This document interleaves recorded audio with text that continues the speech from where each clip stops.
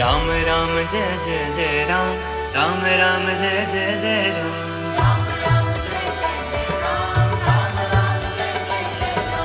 राम राम जय जय जय राम, राम राम जय जय जय राम।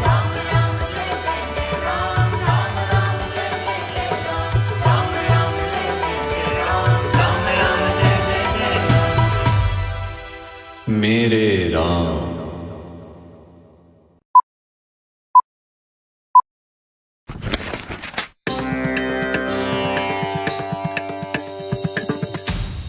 बोलिए सियावर रामचंद्र जी की जय। राम राम। 14वां दिन, और आज जितनी महत्वपूर्ण बातें मुझे लगी मैं वो सब आपको बता के यह धारावाहिक पूर्ण करूंगा। ये series of lecture, series of classes मैं पूरी करूंगा। धर्मशास्त्र 3 कारणों से अवश्य पढ़ने चाहिए।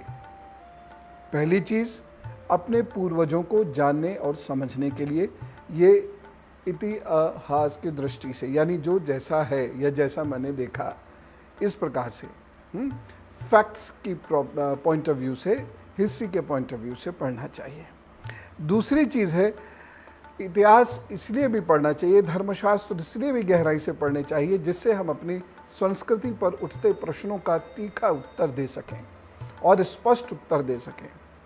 लेकिन तीखे से मेरा मतलब यहाँ बेअदबी से नहीं है, तीखे से मतलब है एकदम पॉइंटेड आंसर दे सकें। जैसे आजकल आपने देखे होंगे बहुत सारे कॉमेडियंस, जो स्टैंड अप कॉमेडियंस होते हैं ना, तो उसमें कुछ तो बहुत प्रतिष्ठित हैं, आपने देखा होगा, वो हमेशा हंसाने की कोशिश करते हैं और सीमाओं में रहते हैं हमेशा।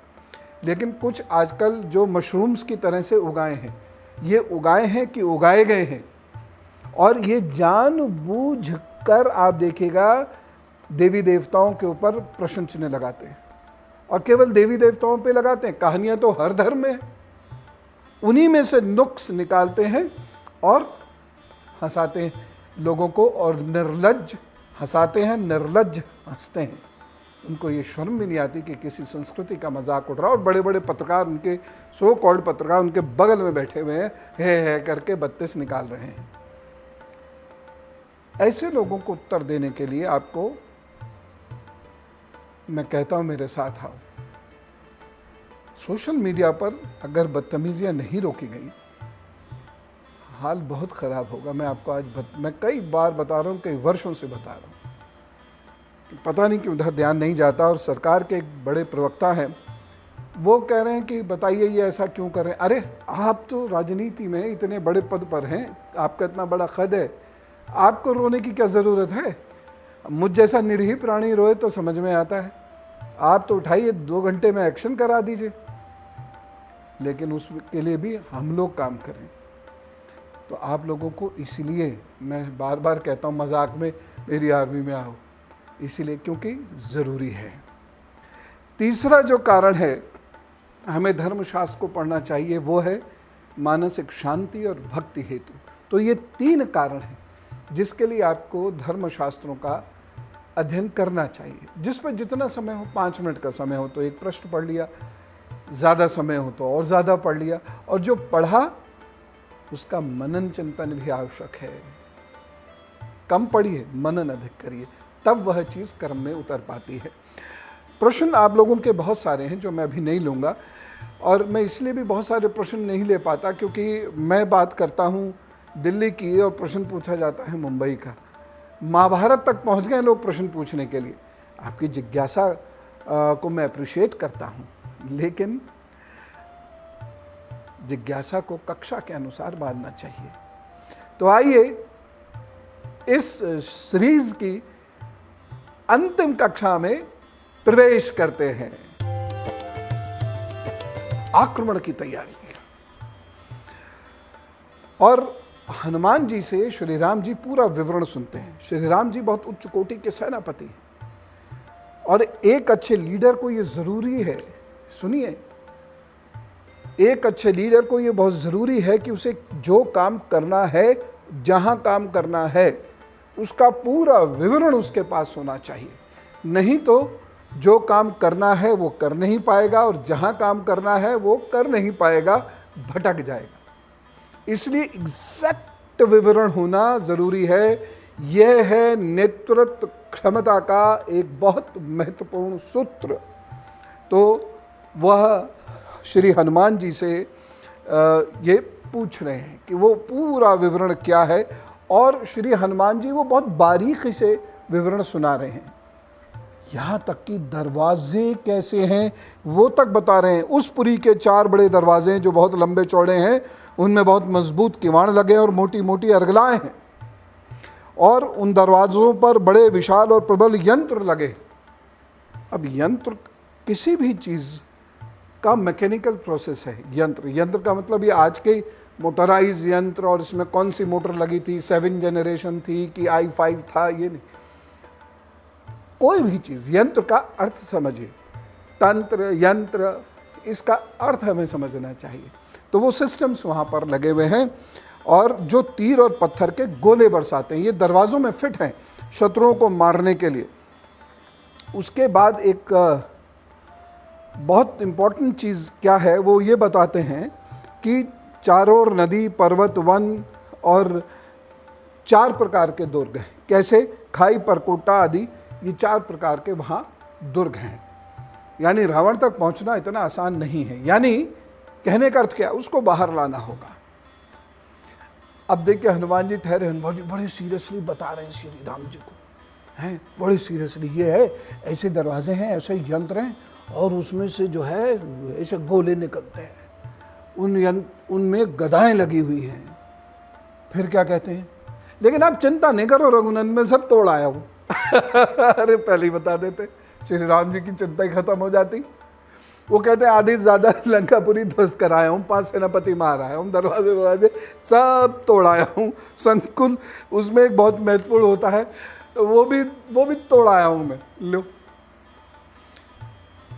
ये नहीं कह रहे कि मैं उसमें इतना भयंकर किले देख के आया हूँ, किलेदारी देख के आया हूँ, लेकिन मैं ध्वस्त कर आया हूँ।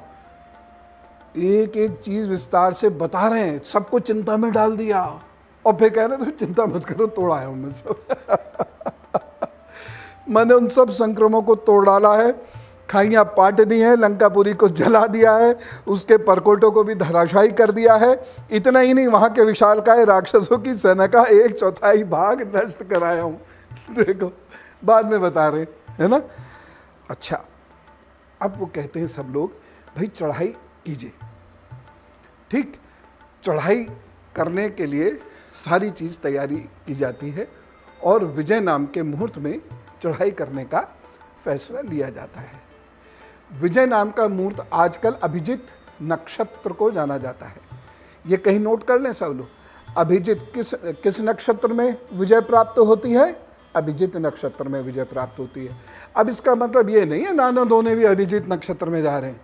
कोई बहुत महत्वपूर्ण काम हो, बहुत ही महत्वपूर्ण काम हो, वो हर काम नहीं तो अभिजित नक्षत्र को आदत पड़ जाएगी, बोले ये तो ऐसे ही कहते रहते हैं। अभिजित नक्षत्र को पता होना चाहिए कि आपको बहुत इंपॉर्टेंट काम करना है, ठीक है ना। तो जब भी कोई बहुत महत्वपूर्ण कार्य करें आप, वो अभिजित नक्षत्र में करें, जिसमें हार जीत जैसा कुछ दांव पे लगा हुआ हो, वो अभिजित नक्षत्र में करें। प्रभु कृपा से बड़ी सफलता मिलेगी आपको। अब साहब एक फॉर्मेशन तैयार की गई। जी हाँ, आज की आर्मी हो या 7000 साल पुरानी आर्मी हो या महाभारत के समय की आर्मी हो, युद्ध हमेशा कुछ आकृतियां बनाकर लड़ा जाता है, व्यूह रचना बनाकर लड़ा जाता है। और व्यूह रचना किस लिए होती है?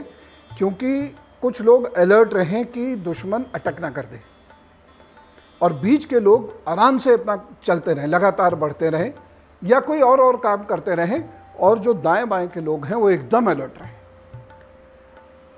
हम ये ना भूलें उसमें कपी है, कोई किसी ऊपर चढ़ रहा है, कोई किसी को धक्का दे रहा है, सब तफरी करते हुए मस्ती से जा रहे हैं अपना। और जो बाहर हैं, जो बड़े लोग हैं या यूथपति, यूथपति समझते हैं, कमांडर्स, तो जो यूथपति हैं ये लोग जो हैं चारों तरफ से घेर कर चल रहे हैं, और हनुमान जी के कंधे पे श्री राम जी बैठे हुए हैं, सोचिए आहा क्या दृश्य होगा, और अंगद जी के कंधे पर लक्ष्मण जी सुशोभित हैं, बैठे हुए हैं। लेकिन इसके साथ साथ ये भी सोचिए, ये तो ठीक है, अब भाव दृष्टि क्या है? भाव दृष्टि तो ये है, मेरा भगवान बैठे हुए हैं हनुमान जी के कंधे पर, छोटे भाई विराजमान हैं अंगद जी के कंधे पर। जैसे मेरे मुंह से यखलक निकल गया एकदम से, क्या दृश्य होगा। लेकिन अगली बात जरा सोचिए, इतने बड़े राज्य के राजकुमार, भाई एक ही दिन तो रह गया था राजा बनने में, लेकिन उनके पास एक छोटी सी बैलगाड़ी तक नहीं, और विजय करने कहां जा रहे हैं? लंका। स्वप्न देखिए कितना बड़ा है, लक्ष्य देखिए कितना बड़ा है, हिम्मत देखिए कितनी बड़ी है। रिसोर्स कैसे जनरेट कर दिया? हनुमान जी आप शरीर को बड़ा कीजिए। मैंने आपको सिद्धियां बताई थी ना, अड़िमा लघिमा आदि। आप शरीर को बड़ा कीजिए, और बैठ गए, क्योंकि चलना है और अलर्ट रह के चलना है। वो पैदल चलते वक्त ना हथियार वगैरह लेकर नहीं चल सकते, मुश्किल होगी। अब आप कहेंगे कि फिर बाकी बानर तो चल रहे थे ना, वो तो लठ, पेड़ के लठ गिराए, उन बानरों के पास तो हथियार नहीं होते थे ज़्यादा, बहुत से बहुत गदैयाँ होती थी। गदैयाँ क्या? छोटी गदाएं, कहीं कहीं छोटी तलवार या धनुष बाण का जिक्र आया है, बाकी तो पेड़ की टहनियाँ, डंडे, लट्ठे ये लेके चल रहे हैं। मतलब आप देखिए, अगर आपकी मंशा एकदम पवित्र है, आप में बुद्धि है, आप उचित मुहूर्त का चुनाव करते हैं और ईश्वर में मन है, चेष्टाएं ईमानदार हैं, तो आप उस 8 प्रकार की बुद्धि से ही, बुद्धि के 8 प्रकार होते हैं, अभी बताऊंगा समय रहा तो उस 8 प्रकार की बुद्धि का प्रयोग करते हुए, अपनी ईमानदारी का प्रयोग करते हुए आप हर जगह संसाधन उत्पन्न कर लेते हैं। मनुष्य करना नहीं चाहता, प्रमादी हो गया है, दीर्घसूत्री हो गया है, काम को टालने वाला हो गया है, आलसी हो गया है। इसीलिए, लेकिन आज भी ऐसे लीडर्स हैं जो प्रमाद जिन्हें छू कर नहीं गया है, वो दिन रात मेहनत करते हैं और आज भी वह नखलिस्तान प्राप्त करते हैं। रेगिस्तान में नखलिस्तान, यानी बंजर भूमि में भी वह वृक्ष उगा देते हैं, जल उत्पन्न कर देते हैं। ये सीखा हमने यहां से। आगे चल रहे हैं। सुगंधित मधु पीते हैं, शहद, शहद को पानी में घोलते हैं। शहद में खास किस्म का स्टेरॉइड होता है, और ये जो स्टेरॉइड होता है शरीर को शक्ति देता है, लेकिन लोग इसे शराब समझते हैं। ये शराब नहीं है, शरीर को शक्ति देता है। तो और स्टेरॉइड का मतलब केमिकल नहीं होता है, शरीर को इंस्टेंट फ्रेशनेस देने वाला, शक्ति देने वाला, जैसे गुड़। तो वो पीते हुए वो चले चले जा रहे हैं, और उनके जो सेनापति हैं वो ये कहते हैं, अंगद जी वैसे मुख्य सेनापति सुग्रीव हैं श्री राम जी की सेना के, एक तरीके से प्लाटून कमांडर समझ लीजिए अंगद जी को। वो कहते हैं शुभ लक्षण है, आकाश साफ है, पक्षी मीठी बोली बोल रहे हैं, कहीं कोई विप्लव नहीं दिखाई दे रहा, फूल खिले हुए हैं। तो इस प्रकार से ये संकेत मिल रहा है कि हमें सीधे चलना चाहिए और हम विजयी होंगे। जबकि राक्षसों का जो नक्षत्र है, मूल नक्षत्र को राक्षसों का नक्षत्र माना जाता है, उस पर विपदाएं दिख रही हैं, और जिससे हम लड़ने जा रहे हैं वह राक्षस है, इसीलिए वह हारेगा। देखिए, ज्योतिष का बहुत सुंदर प्रयोग होता है, और यदि बहुत गहराई से इस विज्ञान का अध्ययन किया जाए तो हम निर्णय निकाल पाते हैं, आगे बढ़ते हैं। तो ये सारी चीज़ समझ में आ रहे हैं, रुचि आ रही है ना? आज तो बहुत सारी चीज़ें हैं, बस सुनते रहिए, मज़ा आ जाएगा, आनंद से आप विभोर हो जाएंगे। अब धीरे धीरे हम आगे की ओर बढ़ते रहते हैं और मैं आपको बाकायदा चीज़ें कोट भी करता रहूँगा, मैं आपको बताता रहूँगा। बहुत सारे लोग कहते हैं कि सीता जी ने ये कहा था कि 1 वर्ष के अंदर अगर श्री राम मुझे छुड़ाने नहीं आए तो मैं तुम्हारी हो जाऊंगी। ये झूठ है, ये साफ लिखा हुआ है। रावण अपने सभासदों को ये बात बता रहा है। बहुत सारे लोग उसको बहुत डिटेल में जाए बिना, हम भी गलती करते थे, अरे तो रावण ने कहा है, और बड़ा मासूम होकर बता रहा है रावण। लेकिन ये बिल्कुल झूठ है। सीता जी ने कभी ये नहीं कहा, लेकिन लोगों को उंगली उठाने का मौका मिला और चूंकि हमें नहीं पता होता इसीलिए हम लोग चुप रह जाते हैं कि हाँ भाई सही होगा। वो कहते हैं वाल्मीकि रामायण में लिखा है, फला सर्ग में लिखा। अब हमें तो ये भी नहीं पता कि वाल्मीकि रामायण में कांड कितने हैं, बहुत सारे लोगों को नहीं पता है ना। तो ये कभी नहीं कहा उन्होंने। अब आगे चलते हैं। एक बहुत महत्वपूर्ण बात मैं आपको बताना चाहता हूं कुंभकर्ण की। कुंभकर्ण रावण से सख्त नाराज था। जी हां, वह तो लंका की रक्षा करना उसका धर्म था, रावण का साथ देना उसका धर्म था, ठीक है ना। कभी रावण, मतलब मैं ये भी कह सकता हूँ रावण तो मेरे लिए ज़रूरी हो इसलिए तो मेरी मजबूरी हो, हाँ क्या शेर बना। तो इस प्रकार से वो मरने को तैयार हो गया। लेकिन कहता क्या है, अब ये जानने की ज़रूरत है, वो कहता क्या है। कुंभकर्ण को क्रोध आ गया और कुंभकर्ण ने क्या कहा, जब तुम लक्ष्मण सहित श्री राम के आश्रम से एक बार स्वयं ही मनमाना विचार करके सीता को बलपूर्वक हर लाए थे, उसी समय तुम्हारे चित्त को हम लोगों के साथ इस विषय में सुनिश्चित विचार कर लेना चाहिए था। क्योंकि युद्ध से पहले रावण ने सभा बुलाई है और उसमें विचार कर रहा है। तो कुंभकर्ण कहता पहले पूछते जब ये कांड किया था तुमने, ये जब तुम माँ सीता को उठाने जा रहे थे तब तुम्हें हमें बताना चाहिए था भाई मैं ये करना चाहता हूं। अब जब सारा तो कांड कर लिया आपने, अब लड़ाई सिर पे खड़ी है, तब हमें बता रहे हैं आप। ये कह रहे हैं सारा काम बिगड़ जाने के बाद तुम विचार करने चले हो। क्रुद्ध होकर उससे डांट रहे हैं रावण को कुंभकर्ण।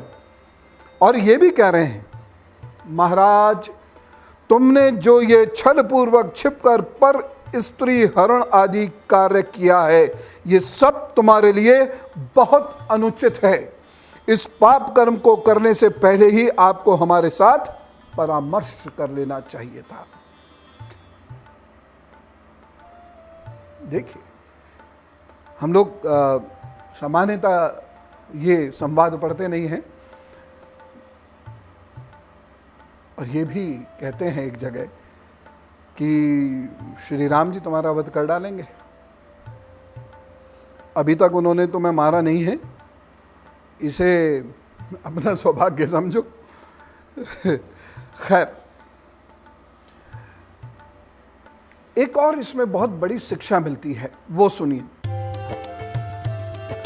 एक सभासद है रावण का जो वहीं बैठा हुआ है उसी सभा में जहां पर युद्ध नीति का विचार हो रहा है, और उसका नाम है महापार्श्व। वो रावण से क्या कहता है, सीता मां का बलात्कार करो, उकसाता है। तो वहां रावण कहता है भाई मैंने ये मैं नहीं कर सकता, मेरा सर टुकड़े टुकड़े हो जाए, मेरे को श्राप मिला हुआ है। अब तो मान जाओ वो लोग जो ये कहते हैं कि रावण ने सीता को छुआ भी नहीं, कितना बड़ा था। अब तो मान जाओ रावण भी कहने लगा अब तो खुद ही। लेकिन एक बड़ी सीख क्या मिली कि ही महापार्श्व जैसे सभासद या सलाहकार किसी को नहीं रखने चाहिए। आपको जो भी व्यक्ति गलत काम करने के लिए उकसाए उसे तुरंत छोड़ दीजिए, तुरंत छोड़ दीजिए, नहीं तो वह एक दिन आपको काल की गर्त में गिरा देगा। मैंने देखा है लोगों को अपराधी बनते हुए जबकि वो बहुत सीधे सच्चे थे, सिर्फ लोगों की वजह से, दोस्तों की वजह से वह काल की गर्त में गिर गए। और ख़ास तौर से आज के बच्चों को मैं ये कहना चाहूँगा, पीयर ग्रुप की वजह से, जो आपके क्लासमेट्स होते हैं उनकी वजह से आप गलत आदतों में पड़ जाते हो, और जिस वक्त तड़प तड़प के आप डॉक्टर के पास रो रहे होते हो उनमें से एक भी नहीं होता है। इसलिए सीधे रास्ते चलो बच्चों। तुम्हारे माता पिता तुम्हारे लिए खून के आंसू रोते हैं और तुम्हारे माता पिता तुम्हारे लिए न जाने क्या क्या यत्न करते हैं। उनको तुम नहीं देखते, जिन्होंने तुम्हारे लिए अपनी जिंदगी में कितनी कुर्बानियां दे दी, उनको देखते हो, जो 2 घंटे 3 घंटे तुम्हारे साथ रहते हैं, जिंदगी भर तुम्हें फंसा के देखने तक नहीं आएंगे। तुम अस्पताल में दम तोड़ रहे होगे, लार बह रही होगी, खून बह रहा होगा, 4-4 सुइयां लगी होंगी, ऑक्सीजन चढ़ रही होगी, हाथ पैर हिला नहीं सकोगे, लिवर सिरोसिस की वजह से कुछ खा नहीं सकोगे, लेकिन उस दशा को तुम नहीं देख रहे हो। तुम्हारे माता पिता का क्या होगा ये तुम नहीं देख रहे हो। तुम सर नहीं घुमा पाओगे, हा हा करके आवाज निकाल के सांस ले रहे होगे, तुम ये नहीं देख रहे हो। तुम उन मित्रों को देख रहे हो जो तुम्हें ड्रग एडिक्ट करते हैं, जो तुम्हें गलत काम करने के लिए उकसाते हैं, उनको तुम देख रहे हो, जो हाथ नहीं आने तुम्हारे। इसलिए रामायण सबको समझना ज़रूरी है, धर्मशास्त्र सबको समझना बहुत ज़्यादा ज़रूरी है। अगर नहीं समझोगे तो बहुत सारी चीज़ें सीख नहीं पाओगे। हमारे पास इतनी सारी चीज़ें हैं कि हमें विदेशियों से कुछ भी ज़्यादा सीखने की ज़रूरत नहीं है, जहाँ तक ज़िंदगी जीने का सवाल है। हाँ, टेक्नोलॉजी सीखिए, वो जिस चीज़ में आगे हैं वो उनसे सीखिए। इल्म तो कहीं से भी आए, कुरान शरीफ भी कहती है ना कि इल्म जहाँ से आए सुन लो। इल्म के लिए चीन भी जाना पड़े तो जाओ। लोग लड़ने के लिए दूर दूर चले जाते हैं, इल्म लेने के लिए नहीं जाते हैं। विभीषण ने भी सद्बुद्धि देने की कोशिश करी। अब कुंभकर्ण ने तो बाद में ये कह दिया था, कुंभकर्ण से डरता भी था रावण, कि चलो अब तुमने जो मूर्खता करी सो करी, लेकिन मेरे रहते तुम्हें कुछ नहीं होगा। लेकिन विभीषण बार बार कहे जा रहा था, तो अल्टीमेटली उन्होंने विभीषण को निकाल दिया धक्का देके। तो विभीषण सभा से निकलकर एक विमान में बैठता है और आकाश मार्ग से, अब लोग कहेंगे ना विमान कहाँ था उस वक्त, तो आप ये बताइए फिर समुद्र लांघ के कैसे आया? नाव से तो नहीं आ सकता उस समुद्र में से कोई, और इतनी जल्दी कैसे आ गया? अगर नाव से आता, 100 योजन का सफर है, ऐसे कैसे हो जाता? तो वो विमान से श्री राम के चरणों में आता है और उस वक्त सब लोगों के मन में संशय होता है कि वह मायावी रावण का जो भाई आया है, ये कहीं ऐसा तो नहीं हमारी फौज को अंदर से कमज़ोर करे। लेकिन रामचंद्र जी उससे कुछ बात करके निष्कर्ष निकालते हैं, नहीं आदमी ईमानदार है। और विभीषण फिर ये कहता है कि आप जैसे यहाँ सब इकट्ठे हो गए ना, और आप इकट्ठे होकर जो ये सब सोच रहे हैं ना, ये कोडई करई के आसपास की जगह है, जो आज का कोडई करई है, ये वहाँ के आसपास की जगह है जहाँ सब लोग आके इकट्ठे हुए थे। तो आप यहाँ से वहाँ लंका नहीं जा सकते ऐसे, और आप पे आकाश मार्ग से जाने के लिए कोई विमान तो है नहीं, कैसे जाओगे? समुद्र पर पुल बनाकर। ये विभीषण आइडिया देते हैं। कोडी करई कभी जाइएगा, कोडी करई से फिर राम जी की सेना चली है, रामेश्वरम पहुंची है, जहां उन्होंने पूजा ध्यान किया है। रामेश्वरम से फिर वो धरती के अंतिम बिंदु तक पहुंचे हैं। आज उसका नाम क्या है? धनुषकोटि। अब वहां पे डेरा डाल रहे हैं। देखिए, यहां मैं आपसे एक खास बात कहना चाहता हूं। युद्ध कांड का 21वां सर्ग है, और जब आप इसको पढ़ेंगे ना पूरा, तो रोए बिना नहीं रह सकते, आंसू छलक आएंगे आपके। श्री राम जी समुद्र के तट पर कुश बिछाकर सोते थे, कुश बिछाकर। कुछ समझते हैं? खास किस्म की घास होती है, चुभने वाली होती है, वो गद्दा नहीं होता है। और अपनी बाजू को अपने कंधे, अपने सर के नीचे रख के उसका तकिया बनाते थे। ये लिखा है श्लोक नंबर 1 और 2 में। श्री रघुनाथ जी समुद्र तट पर कुश बिछाकर महासागर के समक्ष हाथ जोड़ पूर्वामुख होकर वहां लेट गए। उस समय शत्रुसूदन श्री राम जी ने सर्प के शरीर की भांति कोमल और वनवास से पहले के सोने के मुकुट, सुंदर आभूषणों से सदा विभूषित रहने वाला अपना एक दाहिनी बाह तकिया बना रखा था। ये काल है। जो व्यक्ति राजा बनने जा रहा है,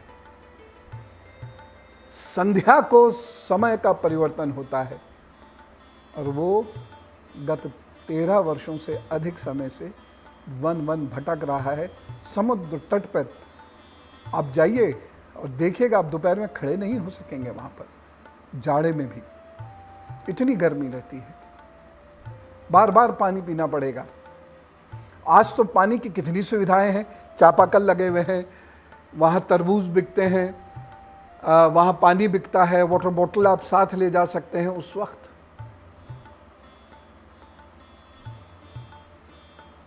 वहाँ 3 दिन रात वो पड़े हुए हैं इतनी बड़ी सेना के साथ। अब जरा सोच के देखिए, उस व्यक्ति मानते हैं भी तो उस व्यक्ति का दर्द सोचिए जरा। क्या आपको नहीं लगता कि हम उन जैसे तो खैर नहीं हो सकते, लेकिन नहीं लगता कि हमें उनके लिए कुछ करना चाहिए? अब 7000 साल बाद ही सही, लेकिन अब तो वो चेतना आनी चाहिए ना हमारे अंदर।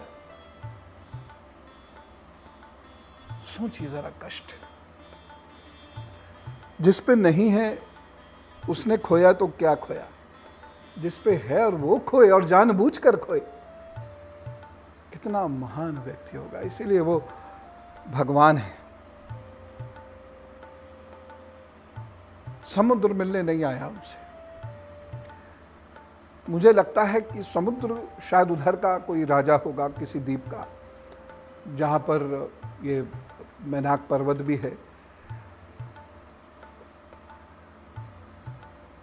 वो मिलने नहीं आया तो श्री राम को क्रोध आया है, और वो क्रोध जरा सुनिए, भयंकर क्रोध, एकदम चेहरा लाल हो गया, आंखें लाल हो गई, रोष में भरकर उन्होंने वहां बाण से उसे भेदना शुरू करा।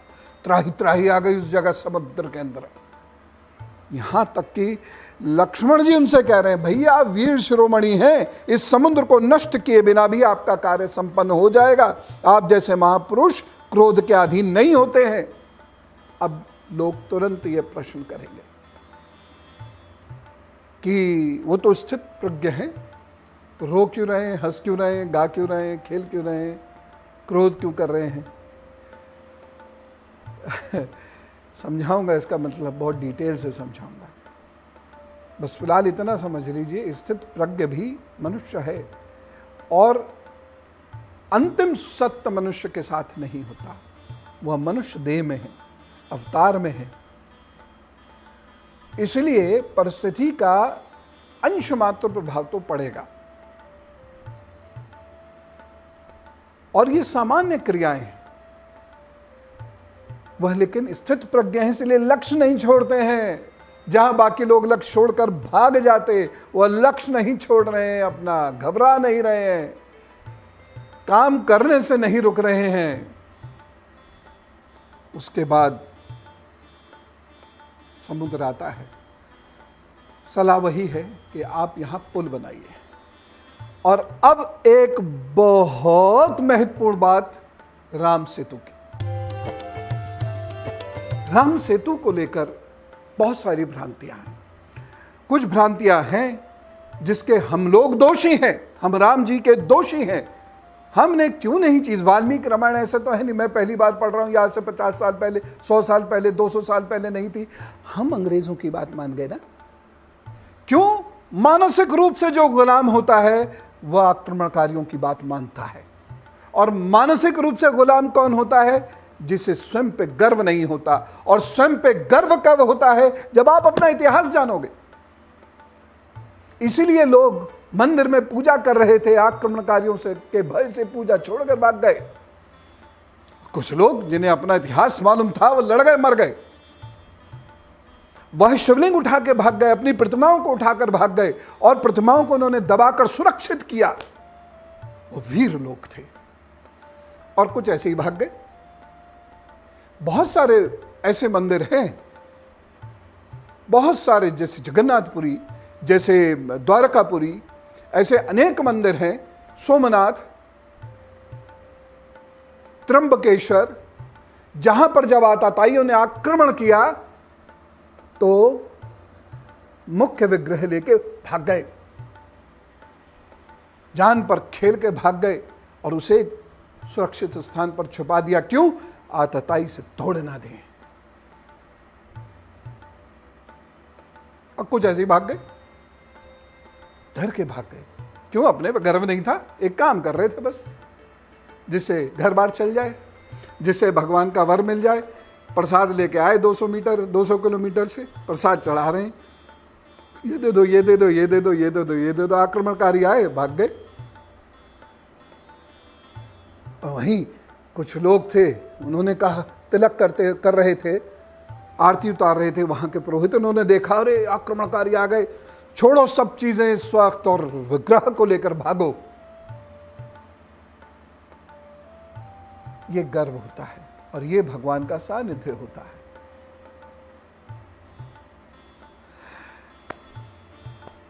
उसके बाद अंग्रेजों ने हमें पट्टी पढ़ा दी। क्यों? हमें गर्व ना हो जाए। उन्हें पता है, ऐसा नहीं उन्हें नहीं पता, उन्हें सब सच्चाइयां पता है। हक कैसे नहीं पता होंगी? 1480 में ऐसा वर्णन है, 1480, यही अभी निकली है, तुलसीदास जी से थोड़ा सा पहले का वक्त है। सन 1480 तक में भारत से श्रीलंका इसी पुल से जाया जाता था। उसके बाद सुनामी जैसा कुछ आया है और ये पुल जो है विलुप्त हो गया है। बहुत पुरानी बात है, 1480। भारत के इतने बड़े इतिहास को देखते हुए तो ऐसे ही कहेंगे ना, इंगे को पीछे को, ऐसे ही तो कहेंगे। छोटा सा समय है वो।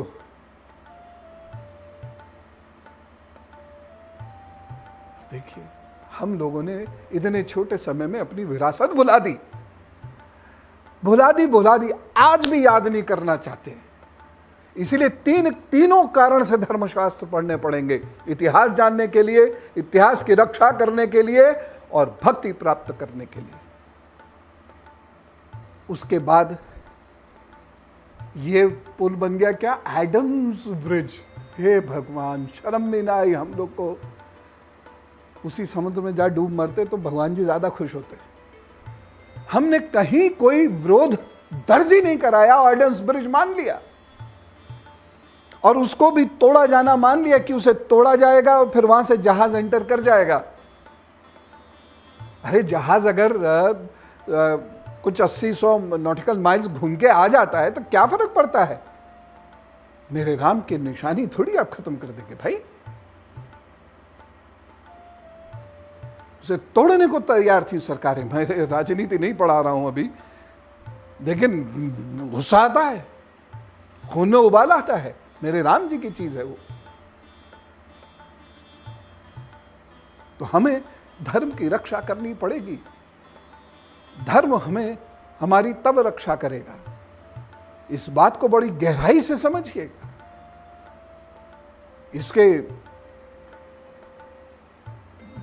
इस पर चिंतन मनन कीजिएगा, तब समझ में आएगा मैं क्या कह रहा हूं।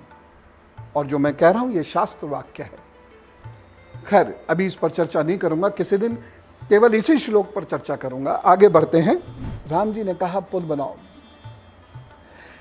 अब ये जो पुल बन रहा है ये बहुत वैज्ञानिक रीति से बन रहा है। आपने बहुत सारे गाने सुने होंगे। क्या गाने सुने होंगे? पत्थर उठाया उस पे राम राम लिखा, पत्थर डाल दिया पत्थर तैरने लगा, और फिर उस पर सेना पार हो गई। एक गाना चलता है और उसी में सेना पूरी निकल जाती है। देखिए, मैं मना नहीं करता इन सब चीजों को, लेकिन अब वो युग नहीं रह गया है कि हम किसी भी चीज को कहना शुरू कर दें और पब्लिक उसे एक्सेप्ट करे, लोग उसे एक्सेप्ट करें। कौन एक्सेप्ट नहीं करेगा? जो इस संस्कृति का व्यक्ति है वो एक्सेप्ट कर लेगा, लेकिन जिसको संस्कृति पे हमला करना है, जो विधर्मी के रोल में है, वो एक्सेप्ट नहीं करेगा, मजाक उड़ाएगा। और जब मजाक उड़ाता है ना तो होता क्या है, सुनिए ध्यान से। जिसके सामने बैठ के मजाक उड़ाया जाता है और उत्तर पूछे जाते हैं, जब उस पर उत्तर नहीं होता है तो उसका मन दुखी हो जाता है। समझ रहे हैं ना? उसका कॉन्फिडेंस हिल जाता है और धीरे धीरे वो फिर उन प्रश्नों के उत्तर पाने की कोशिश तो करता है, जब नहीं मिलता है तो हार जाता, कहता है यही सही कह रहे हैं, ये विधर्मी है। अब समझ रहे हैं? और कितने ही लोग हैं विधर्मी में, अपने भी लोग हैं भाई। अभी गणेश जी के ऊपर ऐसे ऐसे वो ये जो मशरूमिंग वाले स्टैंड अप कॉमेडियंस हैं, जिनका जो छिछोरे हैं, कॉमेडी बिल्कुल नहीं जानते हैं, और उनके सामने भी बैठे हुए वैसे ही छिछोरे जो खामोखा हंसने की ध्वनि उत्पन्न कर रहे हैं, वो हंसी हंसी उनको भी नहीं आ रही है। एक बगल में एक उनके पत्रकार बैठे हुए हैं, वो भी चाय का मग्गा लेके ऐसे हंस रहे, जो बड़ी कोई इंटेलेक्चुअल डिस्कोर्स सुन लिया उन्होंने। कैसे निपटोगे इनसे? ये भाव भक्ति के लोग नहीं है साहब, ये आपको बदनाम करने के लिए कमर कस के तैयार हैं। किसी पत्थर पर राम राम नहीं लिखा गया है, और मैं ये प्रश्न करता हूं कि यदि किसी पत्थर पर राम राम लिख के वो तैरने लगता समुद्र में, जहां लगातार लहरें उठती गिरती हैं, वहां पर तैरते हुए पत्थर पर पांव रखकर लगभग 10 करोड़ जो इसमें लिखा है, मैं तो कह रहा हूं मान लीजिए 10 लाख है कुल, 10 लाख की सेना पार कर जाती, जिसमें विशालकाय रीछ भल्लूक वानर हैं, वो पार कर जाते, बड़े बड़े लट्ठे और हथियार वो पार कर जाते। सोच के देखिए। और इससे भी ज्यादा यह सोच के देखिए कि जिस पत्थर पर राम लिख दोगे उस पर पांव रखोगे क्या?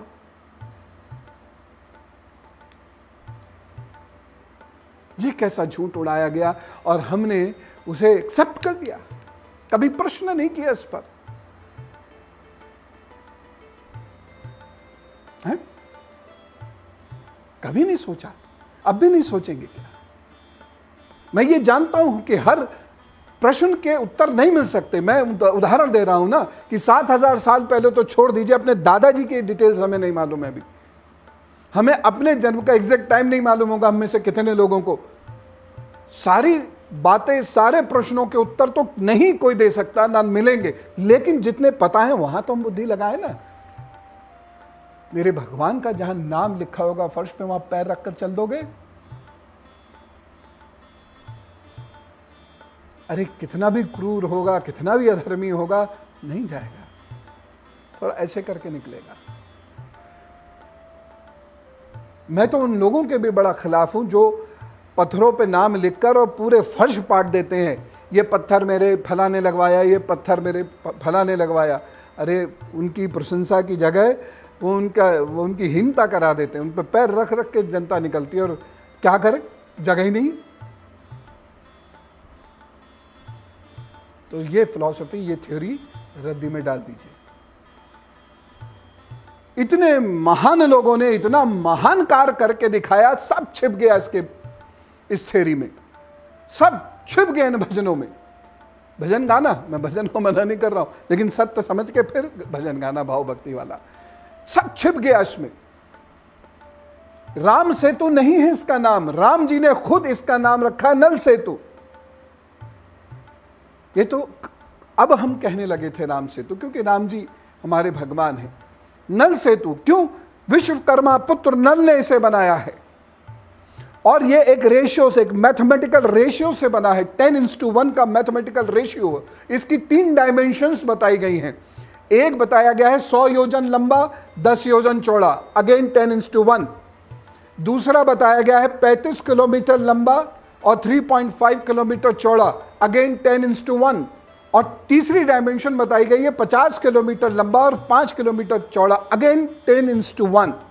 Ratio is constant. आप देखिए, इतना बड़ा काम करके दिखाया, वो सारे पे हमने समुद्र का पानी फेर दिया। अब ये कैसे बनता है, बताता हूं आपको। दृश्य क्या है? विशाल समुद्र है, और वहां पर जितना समुद्र जल आज है उससे वो काफी नीचे है। बहुत गहरा हिस्सा नहीं है वो, जहाँ ये पुल बनाया गया बहुत सोच समझ के बनाया गया है, बहुत गहरा नहीं है। 3 फीट से 30 फीट की हाइट पर है बस मैक्सिमम गड्ढे, और ये गड्ढे हैं। वहाँ पर एक कोरल बेड ऑलरेडी एग्जिस्ट करती है, उसी कोरल बेड का इस्तेमाल किया गया है। एक लीनियर एंगल बाकायदा तलाशा गया, एकदम सीधा है वो पुल, यूं यूं यूं यूं एकदम ऐसे पैरेलल जा रहा है। अद्भुत नमूना है जो हम भूल गए, हमने याद रखा ही नहीं। सब काम बजाए जाए तो प्यारे हनुमान चुटकी में नहीं हुए हैं, इन लोगों ने बहुत मेहनत की है। अद्भुत नमूना है, 5 दिन लगे हैं इस पुल को तैयार करने में। आप मुझे कुछ भी कह सकते हैं, जैसे आपने केकई पे कुछ भी कह दिया था, कह दो, क्या फर्क पड़ता है, सत्य थोड़ी झुठला दोगे, बाकी चीजों का मुझ पे असर क्या पड़ता है, मैं तो राम की बात करूंगा। तो 3 फीट से 30 फीट तक का गड्ढा है, जगह जगह गड्ढे हैं, उन गड्ढों को भरा गया है। कैसे भरा गया है सुनिए। वहां की रेत को इकट्ठा किया है, मैं पहले बता रहा हूं, क्योंकि वहां पर बहुत गहरा पानी नहीं है और समुद्र में उस समय विप्लव नहीं है, बहुत ऊंची लहरें नहीं हैं, तो एकदम उसके ऊपर मिट्टी जम रही है, जो रेत है वो जम रही है। रेत के ऊपर फिर लट्ठे रखे गए हैं, ये लट्ठे आसपास से तोड़कर लाए गए हैं। और ये मैंने आपको बताया है कि आज की जलवायु और उस वक्त की जलवायु में अंतर है, और लताओं से और कुश से उनको लट्ठों को बांधा गया है। खुदाई पर ये मिल गए हैं सब। डिस्टॉर्शन जरूर हुआ है, वो तो हो गई समय के अनुसार, 7000 साल पुराना है, और पत्थर की डेटिंग हुई है, और पत्थर की डेटिंग में 7000 साल से ज्यादा की आयु के पत्थर है वो, और उस समुद्र के नहीं है वो पत्थर। जी हां, उस समुद्र का पत्थर या चट्टान अलग किस्म की है, और ये जो लगाए गए इस समुद्र के पत्थर चट्टान अलग किस्म के हैं। ठीक वैसे ही जैसे अगर आप वाडिया इंस्टीट्यूट की रिसर्चेस को पढ़ेंगे तो जो त्रिविष्टप प्रदेश बसाया गया था, उस त्रिविष्टप प्रदेश के जो पत्थर हैं वो अलग किस्म के पत्थर हैं, वो समुद्री पत्थर है। बड़ी डिटेल से चर्चा करूंगा। भारत को समझना इतना आसान नहीं है, और भारत को समझना पड़ेगा अगर आप भारत की रक्षा करना चाहते हैं तो। अगर जो बॉर्डर पर लगे हुए हैं या जो बाकी वीर अपने अपनी जगहों पर काम कर रहे हैं, आप में से कुछ वीर यह काम करें मेरे साथ मिलकर। करना पड़ेगा, त्याग करना पड़ेगा, समय देना पड़ेगा, खाना पीना छोड़ना पड़ेगा। प्रमादी जीवन जीकर और ये प्रमाद के लिए ये सारे काम नहीं होते, इसके लिए बड़ा त्याग करना पड़ेगा। करिए।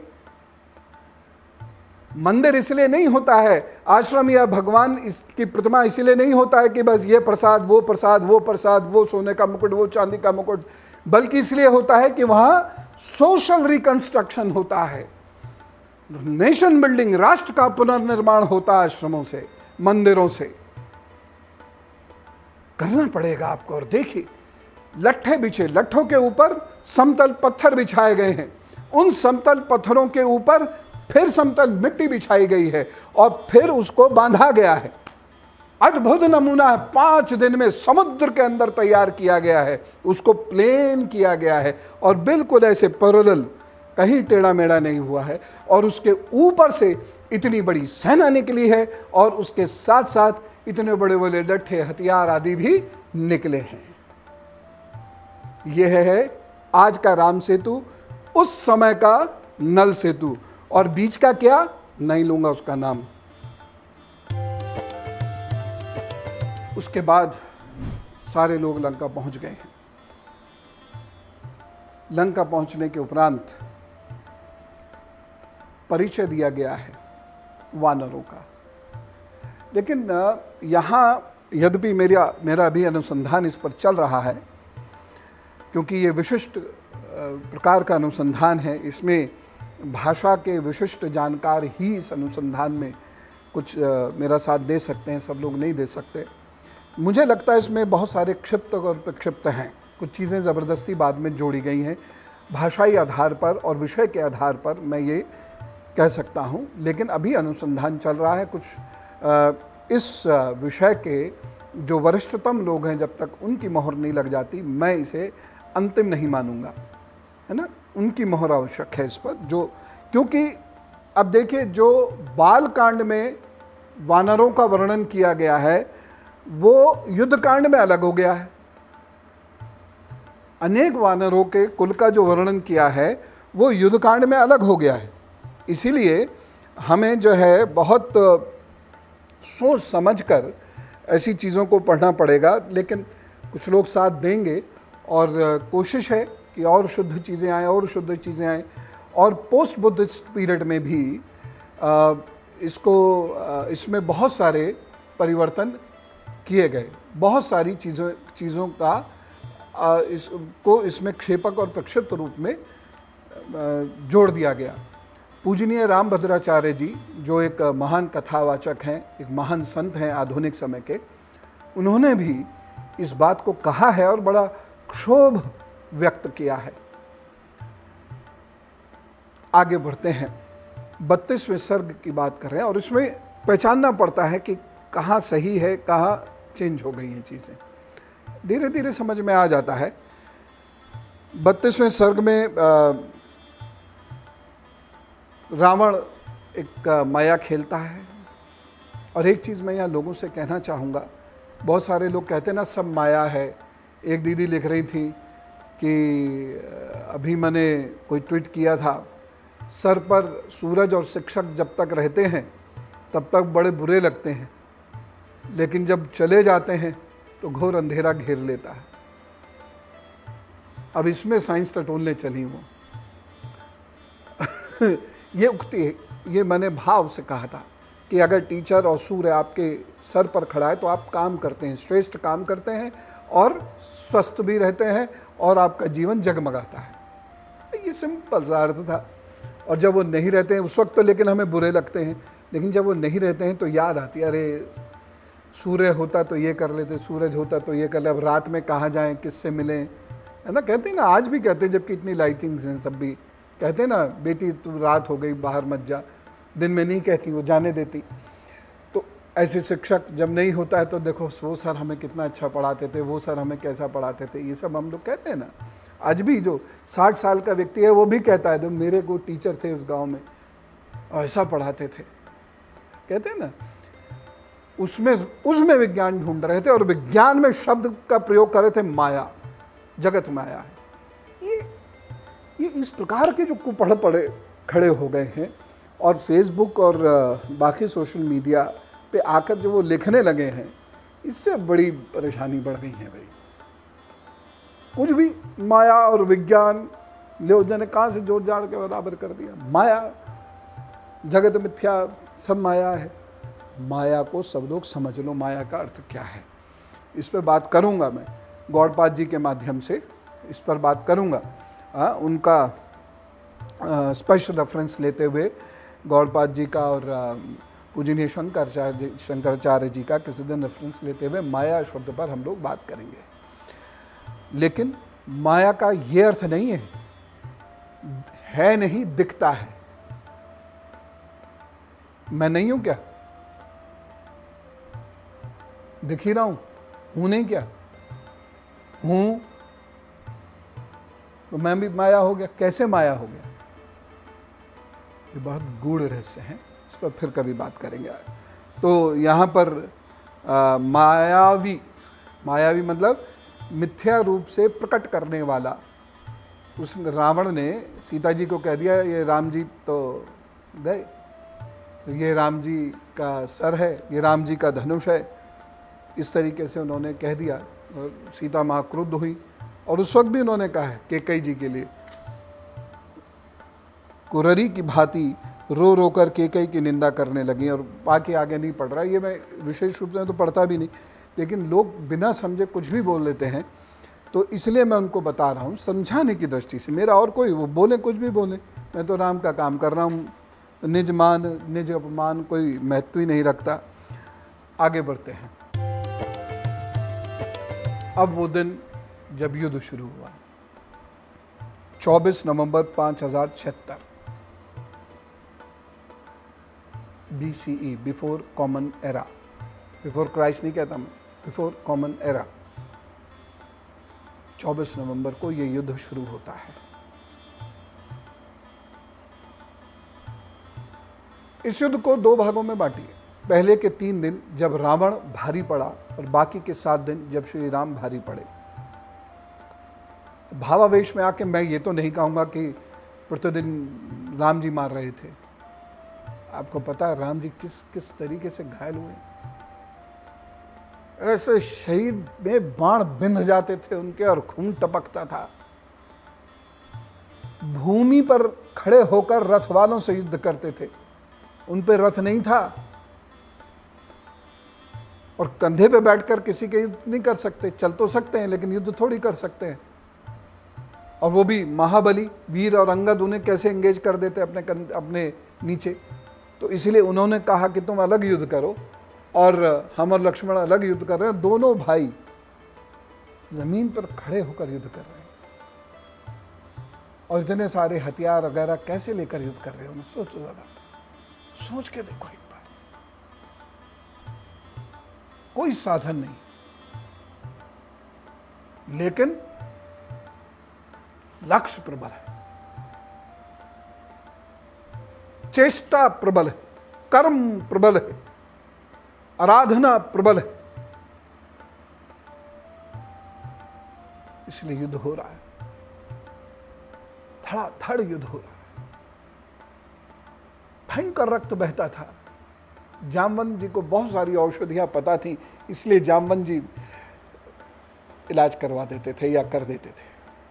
लेकिन एक दिन ऐसा आया जब श्री लक्ष्मण जी मूर्छित हो गए। तो सब आपको पता ही है, इसलिए मैं बहुत सारी चीज़ें युद्ध की नरेट नहीं कर रहा हूँ। जहाँ जहाँ कुछ बहुत सूचनाएं देनी है वो बता रहा हूँ।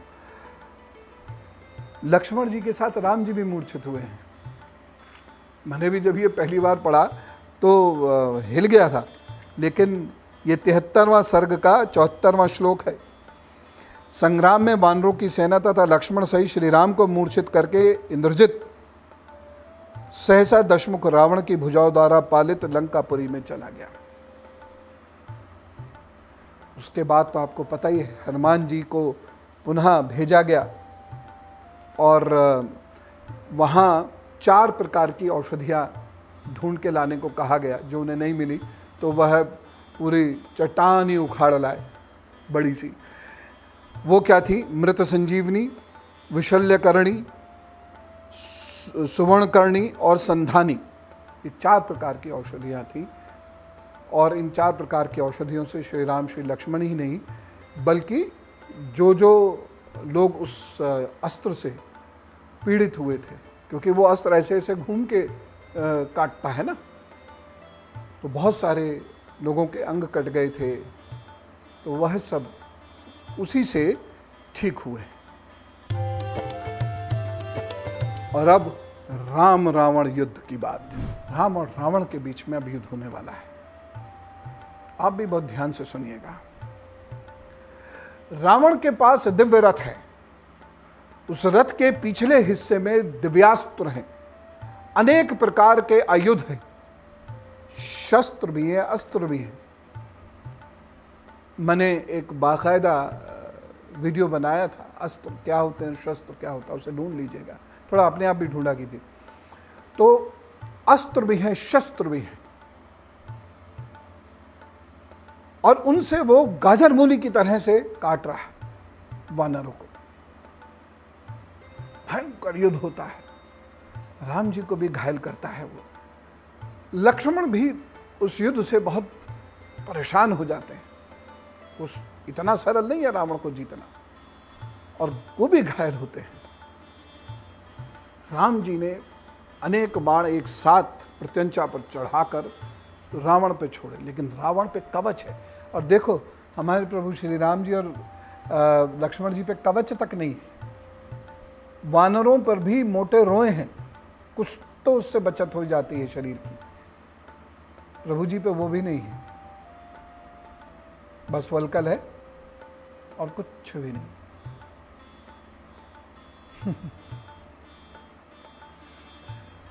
भयंकर युद्ध हुआ है। खैर उसके बाद उस दिन का युद्ध समाप्त होता है। अगर रावण ने आसुर अस्त्र का प्रयोग किया तो श्री राम ने आग्नेय अस्त्र का प्रयोग किया। अचानक रावण ने 10 बाण एक साथ छोड़े श्री राम पर, जो उनके शरीर में घुस गए। रक्त बह निकला, लेकिन प्रभु श्री राम विचलित भी नहीं हुए। दर्द से करहना आदि तो छोड़ दीजिए, विचलित नहीं हुए और युद्ध को अनवरत जारी रखा। क्या माया, क्या शक्ति है। प्रणाम उन्हें। शक्ति का प्रयोग होता है। एक दिन लक्ष्मण जी मूर्छित हो जाते हैं। जामवंत कहते हैं अरे ये मरे नहीं हैं, चिंता नहीं करो, ठीक हो जाएंगे। सुषेण वैद्य आते हैं और वो महोदय नाम के पर्वत पर हनुमान जी को भेजते हैं और वहाँ से औषधियाँ मंगाते हैं। वो औषधियाँ कौन सी हैं? उस पर्वत के दक्षिण शिखर पर उगई हुई विशल्यकर्णी, सावर्णकर्णी, संजीवकर्णी तथा संधानी नाम से प्रसिद्ध महाऔषधियों को लेकर आओ। महोदय पर्वत है और सब जानते हैं इन औषधियों ने काम किया और लक्ष्मण भैया ठीक हो गए। युद्ध अगले दिन फिर शुरू हुआ। राम जी थके नहीं थे, लेकिन चिढ़ने लगे थे।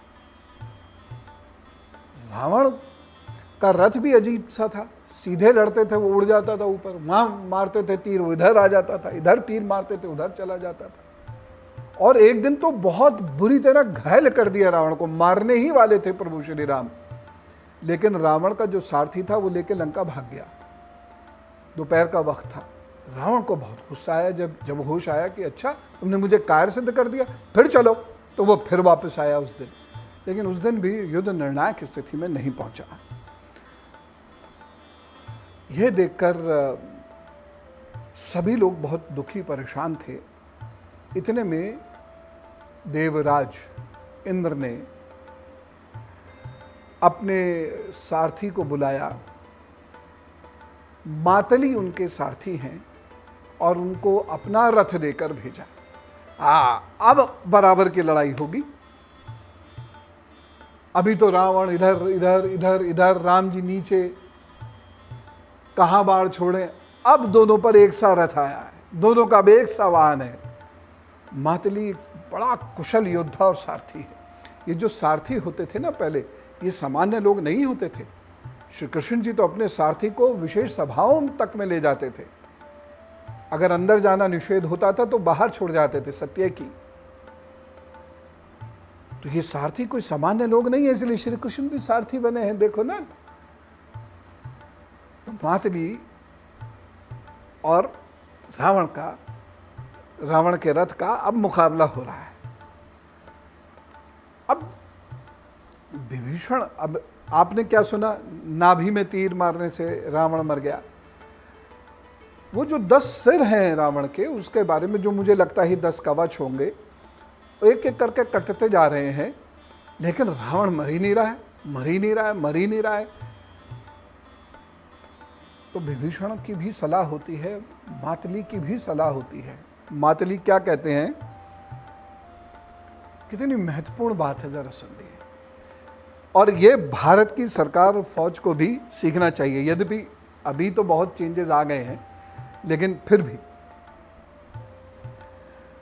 मातली ने श्री रघुनाथ जी को कुछ याद दिलाते हुए कहा, वीरवर आप अनजान की तरह क्यों इस राक्षस का अनुसरण कर रहे हैं?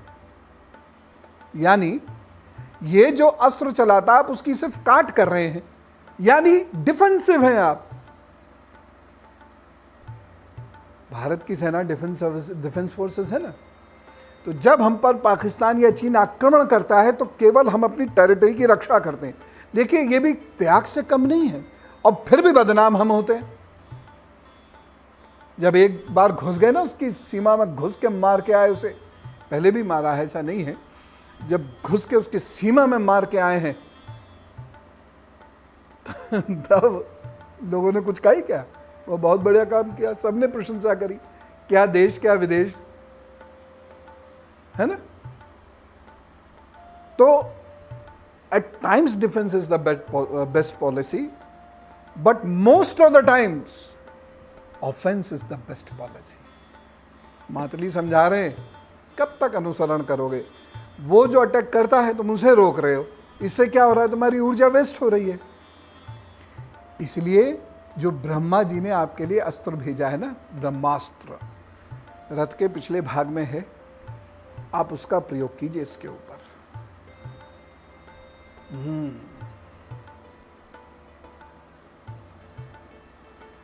श्री राम जी ने समझा बात को, अहंकार नहीं।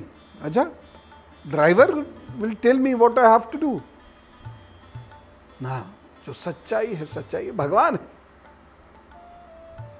विनम्रता, धैर्य। उन्होंने ब्रह्मास्त्र उठाया और निशाना साधा। कहां का? नाभि का नहीं, हृदय का। मनुष्य का जो प्राण होता है, अंतिम प्राण, वो हृदय में होता है, नाभि में नहीं होता है। इसलिए निशाना नाभि का सदा नहीं है, निशाना हृदय का सदा है। और ब्रह्मास्त्र का प्रयोग रावण के हृदय में किया गया है। हृदय विदीर्ण हुआ है, रावण मर गया है। और जो मैं कह रहा हूं इसका प्रमाण दे रहा हूं। शरीर का अंत कर देने वाले उस महान वेगशाली श्रेष्ठ बाण ने छूटते ही दुरात्मा रावण के हृदय को विदीर्ण कर डाला। 108वां सर्ग है, युद्ध कांड का 18वां श्लोक है। कितना बड़ा ये झूठ हम लोग सुनते और सहते आ रहे हैं। पता नहीं कौन सिखा गया भाई। वाल्मीकि रामायण का जो कद है वो बाकी भी सब सही है, लेकिन यहां युद्ध नीति के बारे में जो लिखा हुआ है वह कितनी इंपॉर्टेंट चीज लिखी हुई है। और दो लोगों की मदद तो सबसे महत्वपूर्ण मानी गई अंत समय में, रावण का अंत करने में। एक जो अस्त्र शस्त्र से मदद की गई, रथ से, आयुधों से, वह मातली की। और जो दूसरी मदद है वह अगस्त ऋषि की, जिन्होंने राम जी को आदित्य हृदय स्तोत्र पढ़ने के लिए कहा। आदित्य हृदय स्तोत्र का पाठ कोई व्यक्ति 3 बार अगर कर लेता है तो उसका मनोबल अपने शिखर पर पहुंचने लगता है। ये मैं अनुभूत कर चुका हूं जीवन में अनेक बार। राम जी भी एक जगह कहते हैं, और ये भी सब लोग याद रखना, कि मैं शांत हूं, विनम्र हूं, कायर नहीं हूं। ये राम जी कहते हैं। और राम जी को भयंकर क्रोध आया है रावण के ऊपर बीच बीच में, और हुंकार भरते हुए, चीखते हुए, वो जो युद्ध के सिद्धांत होते हैं, वहां वो ऐसे नहीं कर रहे ले रावण जैसे पिक्चरों में दिखाते हैं, ऐसा नहीं है। हुंकार से उन्होंने पैर जमीन पे पटक के मारा, जिससे शक्ति प्राप्त, और हों करके उन्होंने तीर छोड़े। विचलन नहीं है। युद्ध की नीति आज भी जब बेनेट फाइटिंग होती है, बेनेट फाइटिंग में खूब चीखते हैं, चीखने से जोश आता है।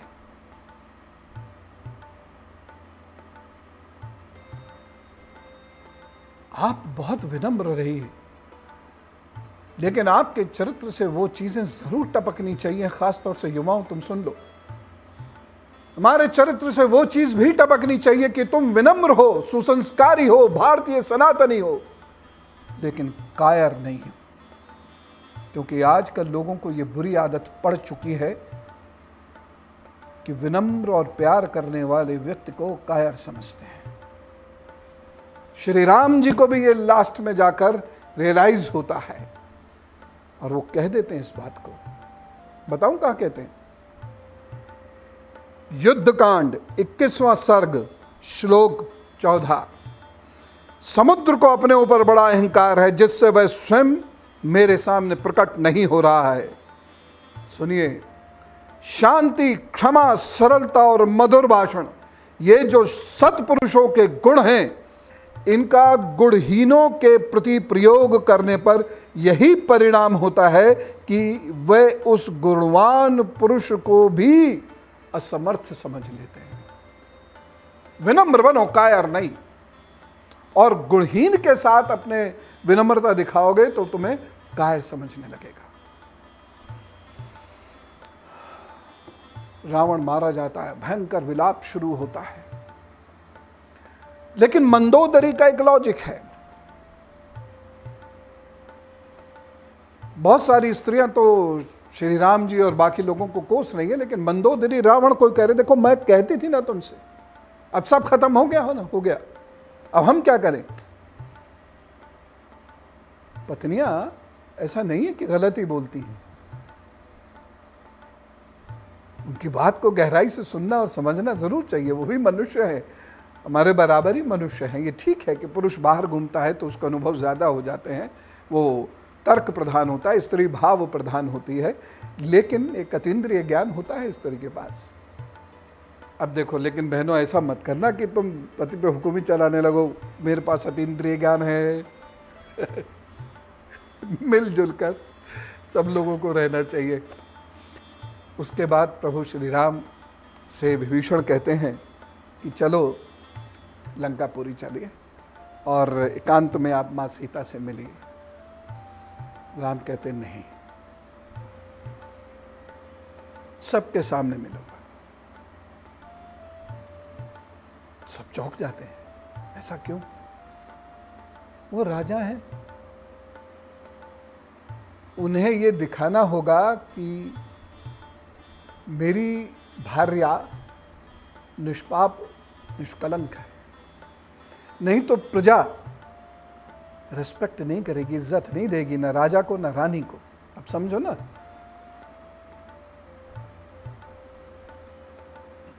मां सीता को बुलाया जाता है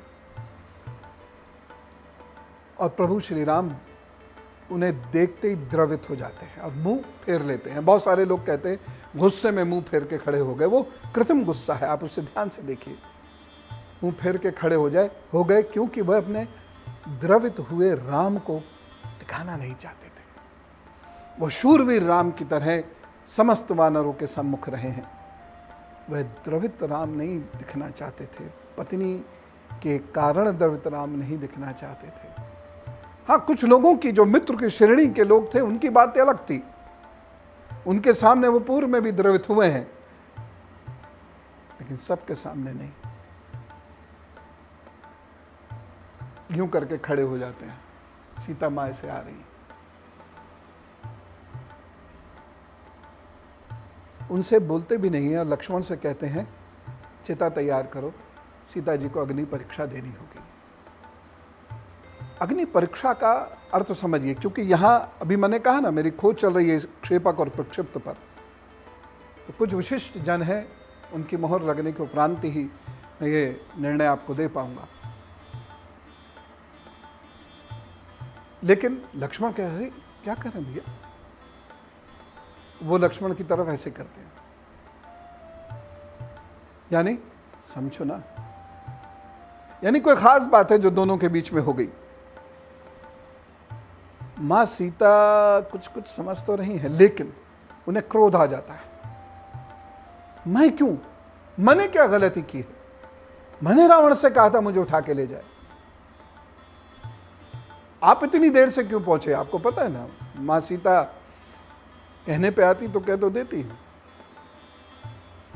और इतनी डरी सहमी रावण के यहां भी नहीं रही है वो, जितना डरे सहमा उनको सामान्यतः समझा जाता है।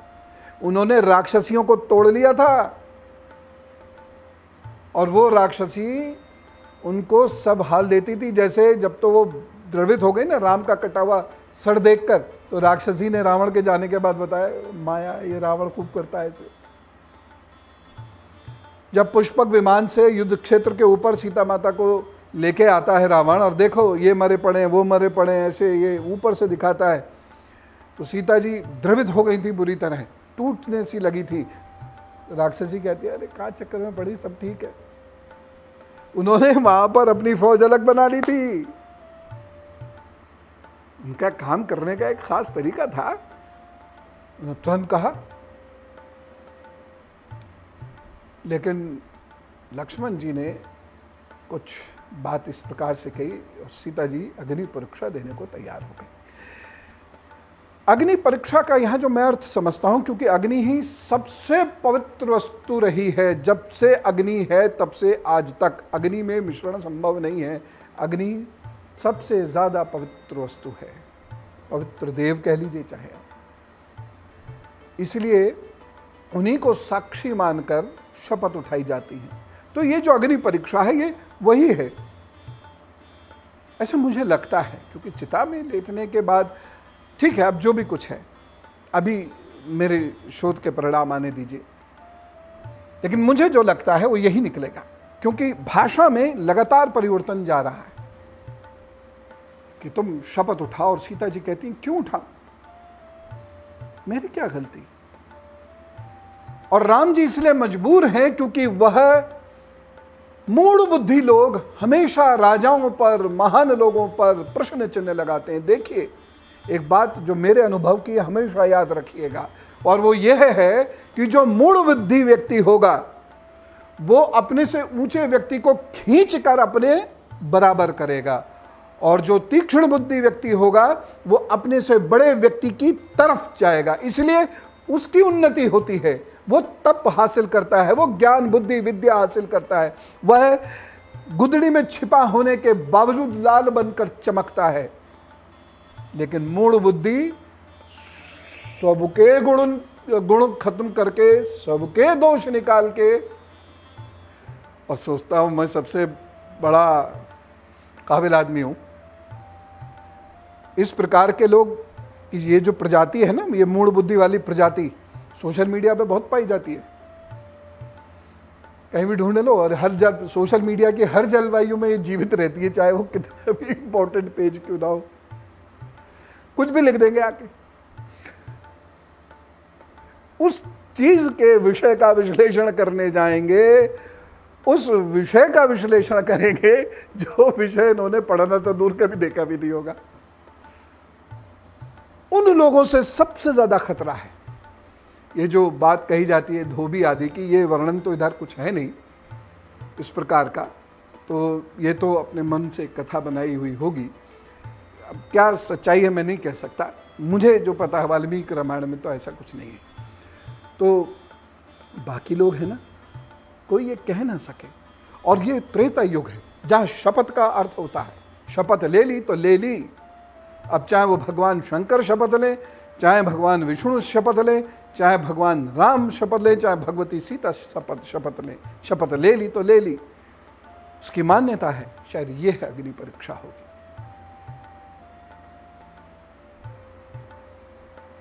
अग्नि परीक्षा होती है।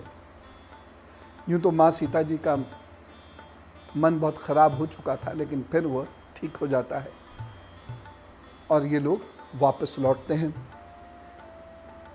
अयोध्या में हनुमान जी पहले पहुंचकर और सूचना देते हैं, मेरे प्रभु श्री राम आ रहे हैं। बीच में सुग्रीव बाली भी मिलते हैं, विभीषण भी साथ हैं, अनेक वानर युद्धपति साथ हैं, सब राज्य अभिषेक में शामिल होने आए हैं। और शत्रुघ्न जी ने वहाँ पर पूरी जिम्मेदारी ली है अयोध्या को सुंदर करने की।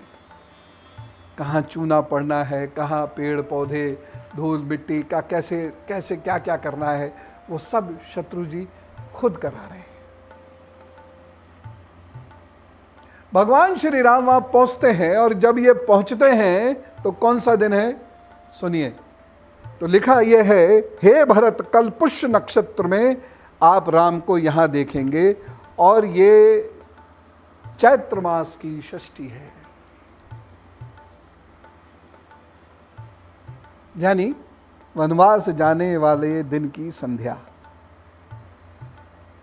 कार्तिक महीने से इसका कोई मतलब नहीं, यानी दिवाली से भगवान श्री राम जी का अयोध्या आने से कोई मतलब नहीं।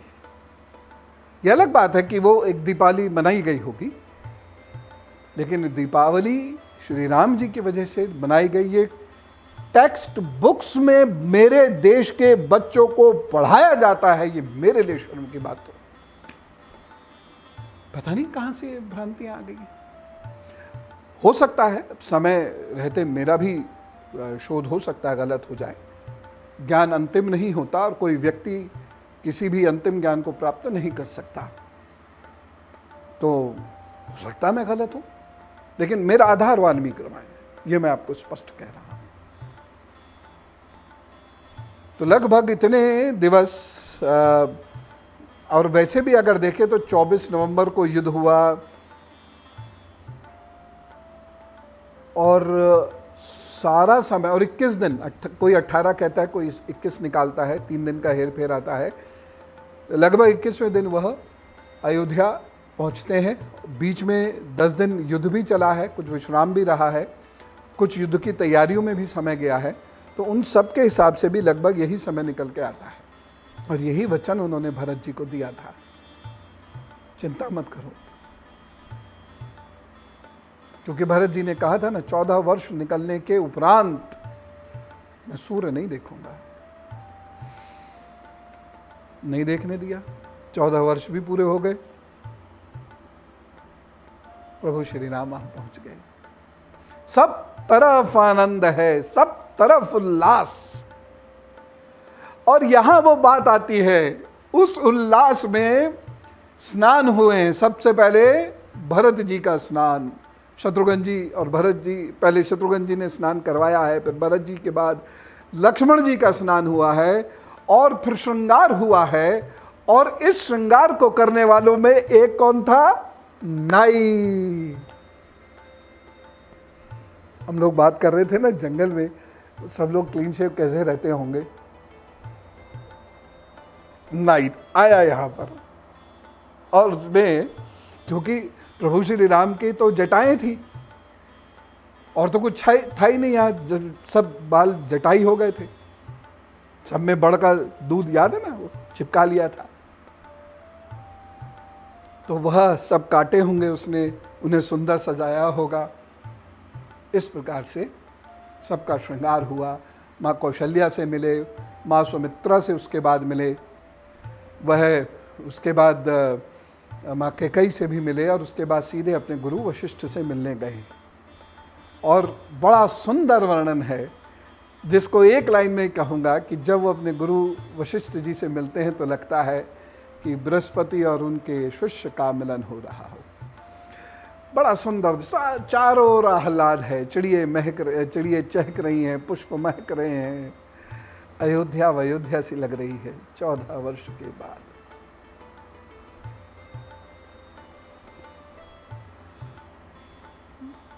तो मैं आज ये श्रृंखला पूर्ण करता हूं, लेकिन आपके प्रश्न आप करते रहिएगा। मैं एक स्थान विशेष आपको दूंगा, वहीं पर, सब तरफ मत कीजिए। आप लोग ना हर तरफ प्रश्नों को फेंकने लगते हैं मैं बटोर नहीं पाता हूँ, क्योंकि इतना वक्त थोड़ी दे पाऊंगा। तो मैं आपको एक स्थान बता दूंगा YouTube पर ही, और वही स्थान पर आप अपने जितने प्रश्न हो रखिएगा। फिर मैं 2-3 दिन तक समस्त प्रश्नों की प्रतीक्षा करने के उपरांत जो प्रश्न मुझे ठीक लगेंगे उनके उत्तर अवश्य दूंगा। लेकिन अभी तो धन्यवाद दूंगा। पहला धन्यवाद जिनका नाम लेके मैंने कार्य प्रारंभ किया था, मेरी माता जी।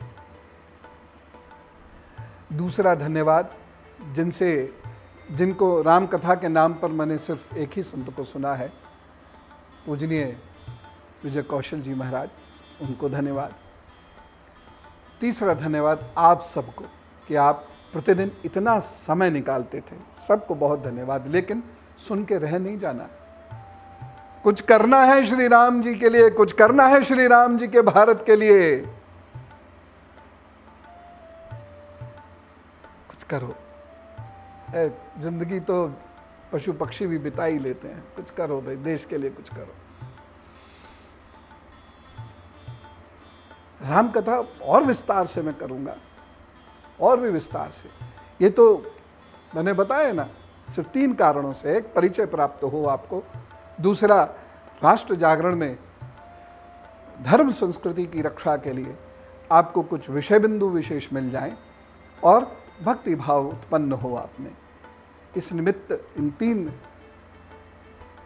कार्यों के निमित्त मैंने यह 14 दिवसीय श्रृंखला प्रस्तुत की, लेकिन इस श्रृंखला की अंतिम जयघोष से पहले मैं चाहता हूँ उस टीम को याद करना।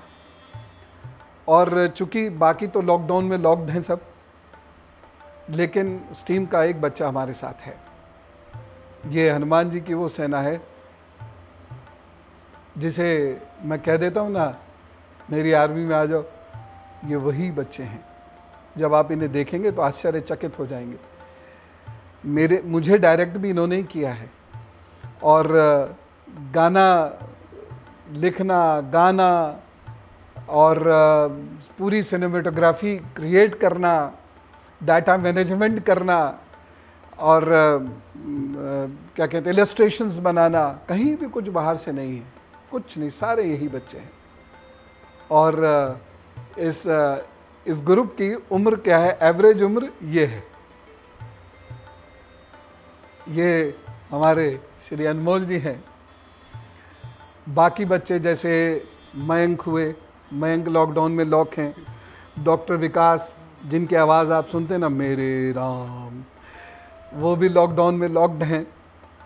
और उसके साथ साथ अंगद, अपने वाले अंगद, म्यूजिशियन हमारे, वो कितना छोटा सा बच्चा है, वो भी लॉकडाउन में लॉक है अभी। कृपी छोटी बच्ची है, और उसने ही सारे इलस्ट्रेशंस ये बनाए हैं।